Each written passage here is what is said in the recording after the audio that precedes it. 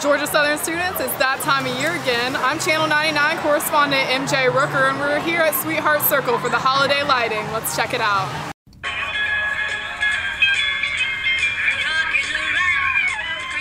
Every year, Georgia Southern President Brooks Keel gets the honor to light up the Christmas lights to decorate Sweetheart Circle. As always, Santa and Mrs. Claus made an appearance, and all who attended were encouraged to write letters to Santa as well as decorate cookies and ornaments in the spirit of Christmas.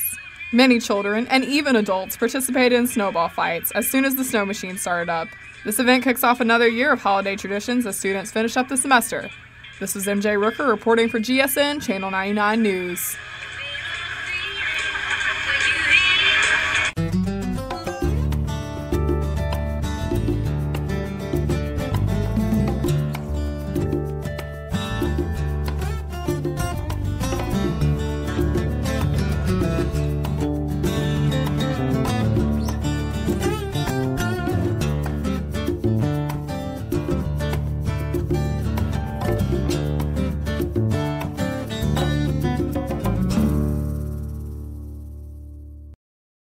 Georgia Southern University Housing Department and the National Residence Hall Honorary hosted its annual Halloween events at Eagle Village Residence Hall October 29th from 5 to 8, giving Bullock County Elementary School students a safe and fun place to trick-or-treat and participate in Halloween activities.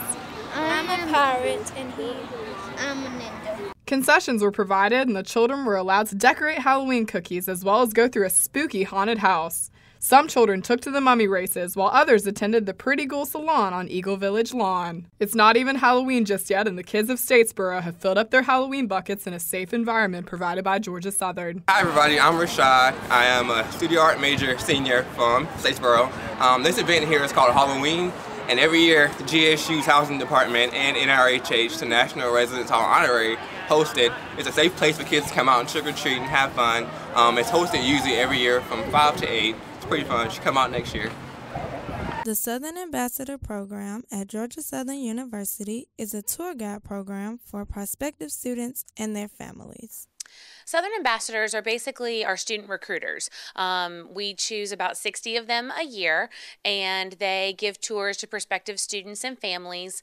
They conduct our daily visits and a lot of different things on campus. The tours are given several different times all throughout the year, not only to prospective students and families, but to others as well. We offer tours Monday through Friday at 10:30 and 2:30. So we give 2 tours a day, every day. We do them all throughout the summer, all up until Christmas break. We give all through students' Christmas break. So they give a ton of tours. They also have really good opportunities to give tours to VIP guests. They do open house tours. We have 3 open houses each year, and they gave 150 tours at this past open house. So they stay very busy. The one thing Southern Ambassadors are known for is walking backwards while giving their tours. It's I think it's more of just a fun tradition that we've continued. Other schools, they've stopped doing it, but Georgia Southern really, our Southern Ambassadors have a lot of pride in doing the backwards walking. Many of them have to learn. It's not something that they may know right off the bat, but it comes pretty quick. And it may not seem hard, but tour guides Caleb Rogers and Shaquille Christmas say it can be a challenge. Walking backwards definitely took some getting used to. I think I've gotten the hang of it now, but as soon as I say that, I'm going to mess up. So I think I have the hang of it now, but I think when everyone thinks of it like walking backwards, it's no big deal. But after going around campus, the loops and the hills, it definitely takes some getting used to. But after a while, it's no big deal. To become a Southern Ambassador, all you need is your paperwork and your true blue spirit. We're really looking for, good people skills. We're looking for really good interaction with people. A passion for Georgia Southern is really important. People who have a genuine passion. The Southern Ambassador headquarters is located in Lewis Hall. Here you can find more information on how to spread that Georgia Southern pride through touring. For GSN, I'm Ashley Gatson.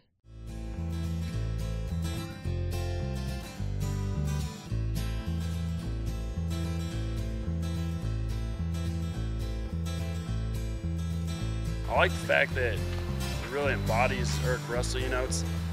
It's kind of, I hate to say it, but it's kind of ugly like the man was. He was an ugly, nasty man, and the statue really embodies that. He was a gritty guy. He wasn't pretty in any way, shape, or form, and that's how his teams came out and played, and that's how the man was, and I think that really embodies that in the statue. It's got a lot of good Georgia Southern, Gata on there. It's got the water from Eagle Creek, so I really like it.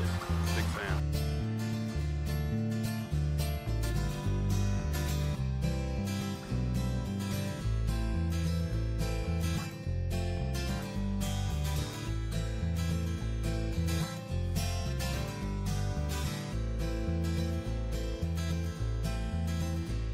Well, before every game, I must leave the house wearing something blue. And then after the game, I get Jimmy John's with my friends. Pretty much, similar to a lot of people, I tailgate before every game, make sure I'm up at least 6 to 8 hours before every game, play a little cornhole, grill out.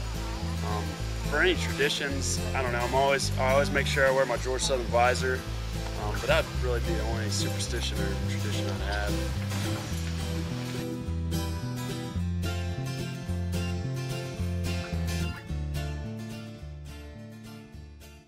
If you go to school in South Georgia, you can bet that you'll meet plenty of students that are interested in the outdoors and especially outdoor sports. I hear about people going hunting every weekend. Oh, I love it. It's fun. With such a large portion of the GSU student body interested in shooting sports, the university has made plans for a shooting education center to open in the fall of 2013 right off campus here in Statesboro. I mean, it would be a lot of fun. It'd be better than people just shooting their gun in their backyard when they can come to a shooting range. It's a lot safer. And I think it'll be a great idea. Well, we currently don't have any gun ranges down here, just the private gun clubs, so I think I draw a lot of people and definitely a lot of students that currently shoot guns. We have a lot of those down here, so I think it'd draw a lot of people in there. The range will likely be focused on archery, but will also give students a safe place to legally enjoy their firearms near campus. If people abide by the rules and listen to what they have to do, then it is safe. It's just like any other gun range. The center will be state-of-the-art and will finally allow students to stop shooting beer cans in the backyard with their BB guns. For GSN, I'm Robbie Cotto. Georgia Southern students recently voted in favor of 3 student fees, totaling $110. But with so many students on campus, we had to wonder, does everyone really feel this way? I'm happy about the student vote passing because I did vote yes on all 3. I mean, clearly I was going to vote yes for, making our campus much more green and sustainable. But as for the fees dealing with the stadium and moving up to the FBS, the reason I voted for it and happy this passed is because from my understanding, it should help the school as in getting more funds and to attract more donors because while Georgia Southern is a wonderful and beautiful campus right now, we all know that there are some things that can be improved, and any more money coming from the state is looking pretty slim. So this is for me. The reason I voted was for it. It seemed like a last option thing. Well, honestly, since I've got really high fees already, I think an extra $110 or so is just not that much big of a deal. I mean, for a football team already gaining money right now, I think it'd actually be profitable for. Well, honestly, I didn't have a problem with passing the fees because it'll bring more money into Georgia Southern for our expansion. But honestly, I got to kind of question where we need to. I think other areas of the school should have been looked at first instead of before the football program. Like the buses are breaking down and it's like they're always having to recycle them and they're always creaky. But I honestly think they needed and then we had the fire. So I definitely think that should have been looked at. And then we have the Forest Drive building, which is not the best building in the world. And I just think that some things were overlooked in favor of the football program. For GSN, I'm Mario Mitchell. Election Day 2012 is finally here, and the local candidates are more than anxious to see the turnout. Oh, I think the turnout is going to absolutely be incredible. In 2008, we had a 71% turnout. My projection is 75 and maybe even a percentage or more. I think overall for the election, the turnout's been great. We've had a lot of early voters, but this morning already there was a line out the door before 7 o'clock when the doors open. So it's exciting to see so many people take advantage of this great opportunity we have to vote in our country. Judging by the lines today, everybody I've talked to said they've got in and got out. I have a sneaky suspicion that more people early voted in this particular district, and I'll be honest, I think the turnout will probably be very similar to 2008. People were really excited to go out and vote, but were surprised to see there were no signs advocating President Barack Obama at the voting precincts. So I wonder, why did they put Mitt Romney's name, the first one, in the ballot? Well, as I left the voting booth, I was amazed. I was looking for my president's sign, and there were none here. And I thought, oh my goodness. Well, I have one at my house, so I went home. I live near here, and came back. And I thought, well, I won't be able to get the stick down in the ground, so I brought my tools. So I want to know how and why did they do it. I think they owe me an explanation. For Gary Barton and GSN, I'm Mario Mitchell.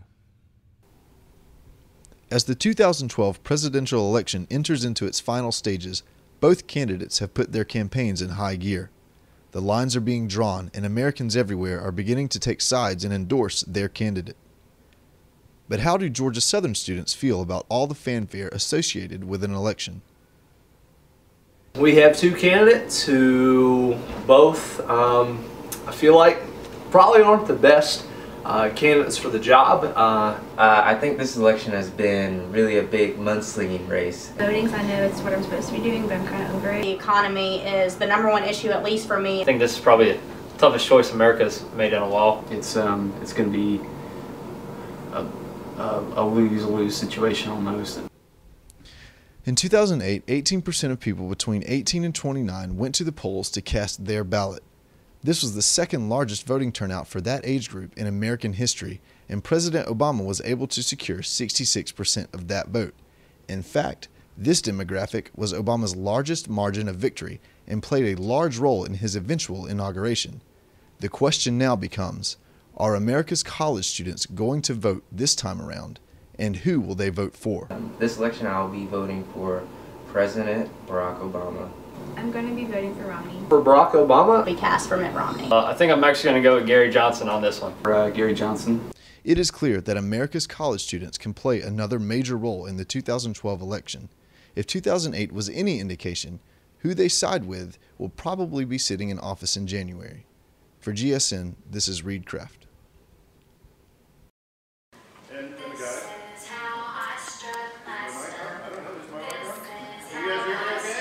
Georgia Southern students wowed the audience at the Junk to Funk fashion show on Monday night, showing off their chic and stylish clothing designs made entirely out of recycled materials.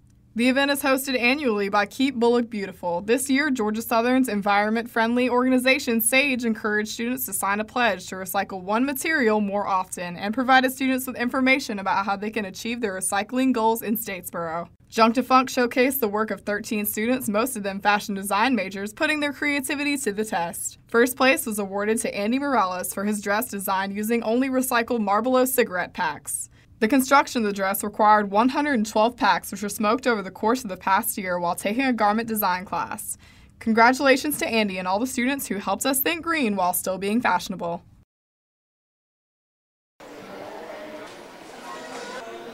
Throughout the school year, the University Programming Board invites students to the Unplugged series. The Unplugged series is scheduled weekly for students to showcase their talents in a supportive and respectful space. Also known as a coffee house series and open mic night, the event is held in the Russell Union at Starbucks. Came to Unplugged because I actually work for the University Programming Board, and we put on this event every Tuesday at 6:30, so that's why I'm here. Oh, it's been going wonderfully. It's been going so good. We've had a great turnout, lots of very talented performers. Our headliner, Adrenaline Show Choir, they have outdone themselves. It's just been a fantastic night, and I really think the performers and the crowd are really enjoying it. The University Programming Board hosted a special edition of the Unplugged series. Not only did individuals receive free coffee for attending the event, but individuals dressed in costume received a treat specifically themed for the holiday. Tonight, Adrenaline Show Choir was headlining, and both of us are in Adrenaline, and we came out to support each other and see everybody's act and, see everyone else, who came out and, wanted to sing, because we love people who perform and we love performing, and so we wanted to see what everyone else could do and watch our own people and be supportive and get coffee. I think people are attracted to GSU Unplugged because not many people get to hear live music and live talent from the campus, and a lot of people that we don't get to see every day are really talented. So this is a place where people can come and share their talents with the campus, and people can get to know more people in the art community, I guess. The Unplugged series was only one of the multiple events held on Georgia Southern University's campus in spirit of the holiday. I will be playing on Halloween at the GSU Haunted Forest. We'll be playing a show. It was fun. Everybody was really respectful while we were up there and really encouraging. So it was fun. I thought it was fantastic. Yeah. This is Bree Haggard for GSN News, Statesboro, Georgia. Georgia Southern students recently voted on and approved a sustainability fee to support green efforts on campus. Dr. Saha, professor of sustainable forestry, has teamed up with horticulturist Dr. Pope to unite students and faculty to work together for green purposes. So what is happening here is basically we are working together to kind of having the students get some experience and ideas of invasive plants removal. At the same time, the campus is being benefited by the work of the students. The students of the class are working together to remove various invasive species of plants. While kudzu is a problem in this area, the campus also faces other threats. We have a great number of our Georgia's invasive species, the most highly, the number 1 through 5 we've got here on campus. That's what they're working to remove. Kudzu was brought over and planted to help prevent soil erosion. The invasive plant is extremely hard to remove due to how fast it grows. It has taken its toll on the ecosystem. This area that they're cleaning up now, a month ago was completely cleared. We cleaned it out of nothing but the trees, and it grew back. The kudzu that these folks are getting out of the trees are shading out the trees so they're less thrifty, they're not hardy, and it's killing them out. The class has plans to remove more of the invasive species around campus and also assist the university in tree inventory. This is Derek Petty for GSN.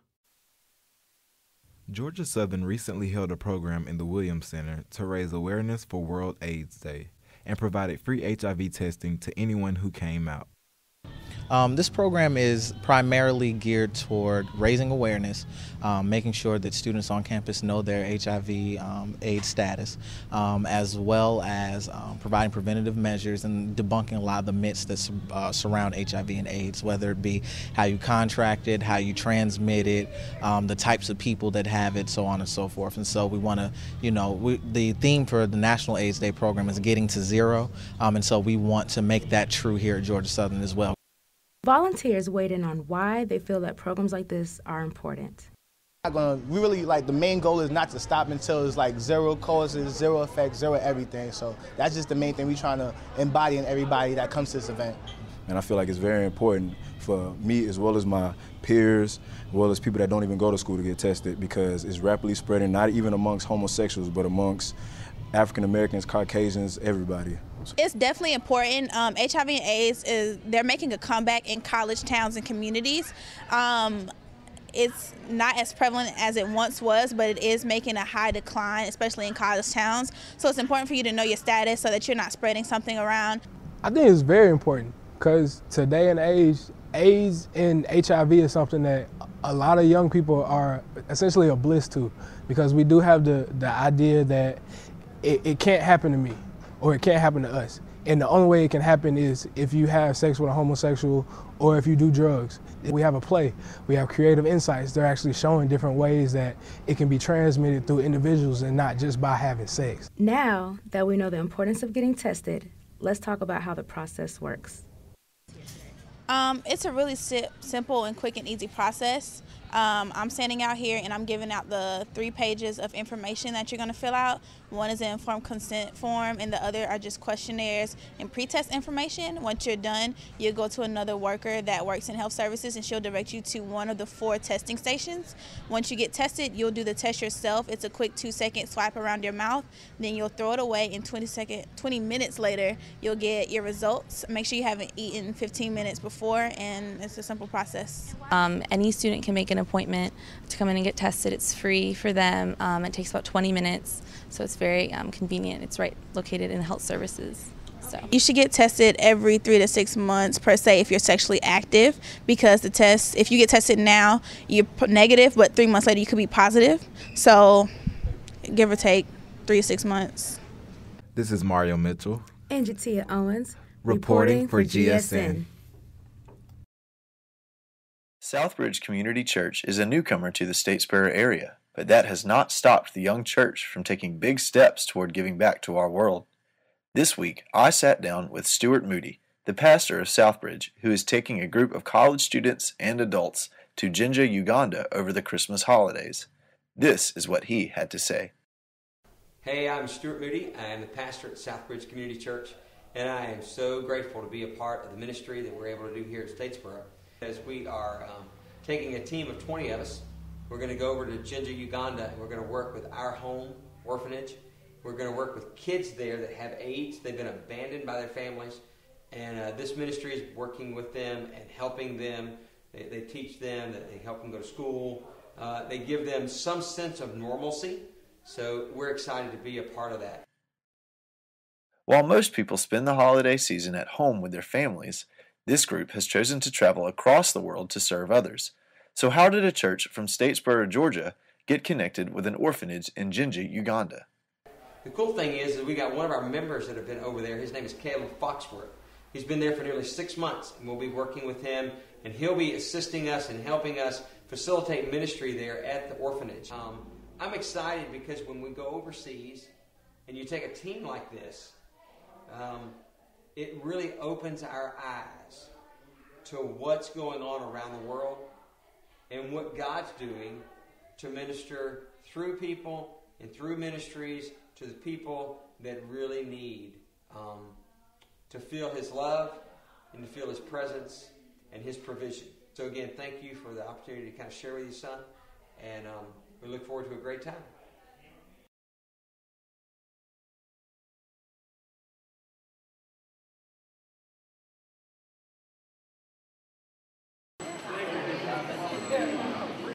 Georgia Southern University's Campus Recreation and Intramurals is partnering with Southern Dietetics Association to promote healthy lifestyles.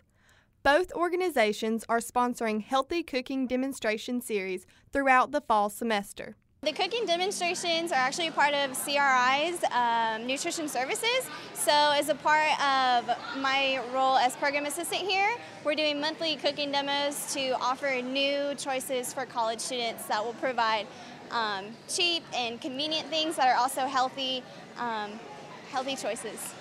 The main purpose of Healthy Cooking Demonstration Series is visually instructing individuals on how to create a nutritious and appetizing meal or snack, especially on a budget. I think that people, when they think healthy foods, they think organic. And a lot of times when people think organic, they think my wallet is not that deep, it's not that big. But there are really simple, small steps that you can take that are inexpensive, that are super beneficial nutritionally, that if you just take a step back and you're like, I could probably make that work. And that's what we want to do with the cooking demos too. Each Healthy Cooking Demonstration Series has a specific theme. Rethink Your Drink highlights a wholesome alternative to high-calorie, sugar-packed smoothies.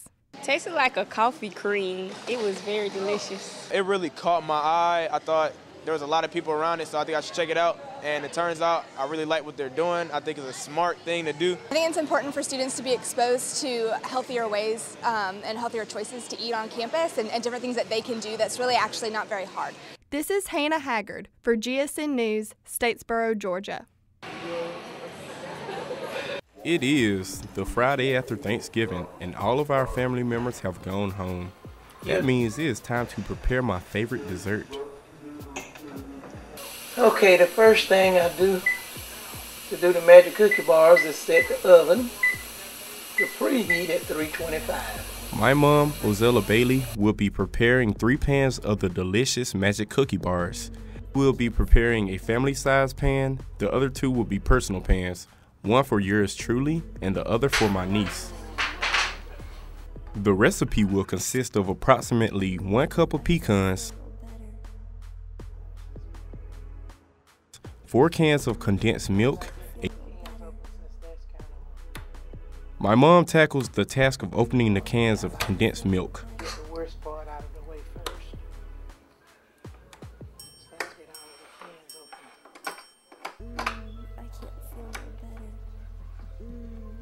open. Convenience for price. A decent serving of graham crackers for the crust, I usually get the store brand. a whole stick of butter for the family size pan, and a half a stick for the personal pans. And the amount of milk chocolate is of your choice.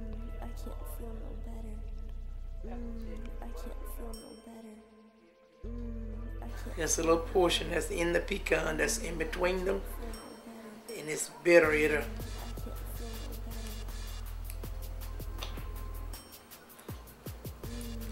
You can ask for walnuts too or something, but when we have pecans, they are more available to us and they taste better to me.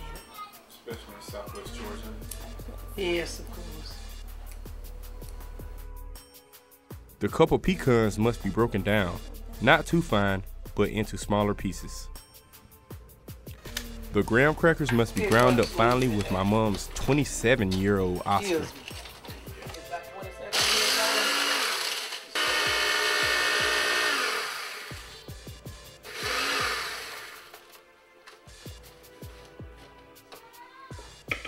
Butter is placed on each of the pans and placed inside the oven to melt.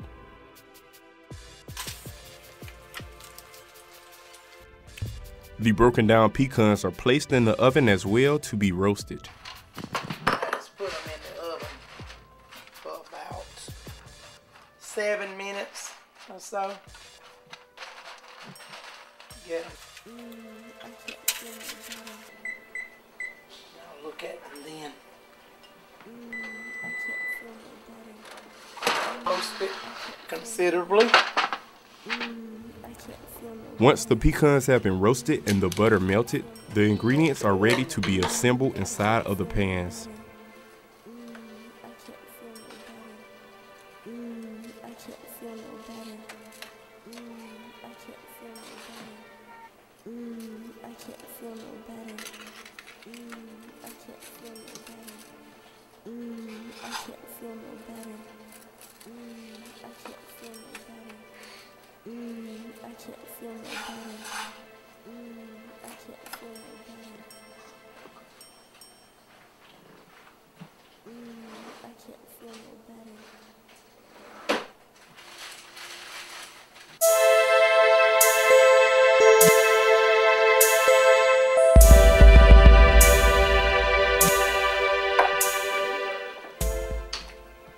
How we now divide these up between.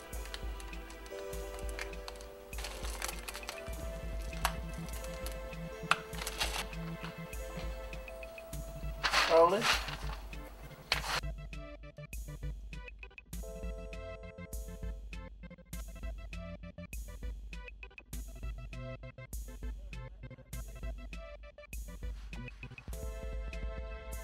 Once all the ingredients are in the pans, they are ready to be put in the oven for 25 to 30 minutes.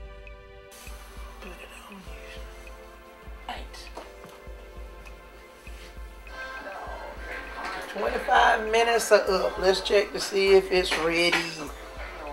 And now, the moment we have all been waiting for. The finished product of Mother Zella's Magic Cookie Bars. Enjoy, world. Enjoy.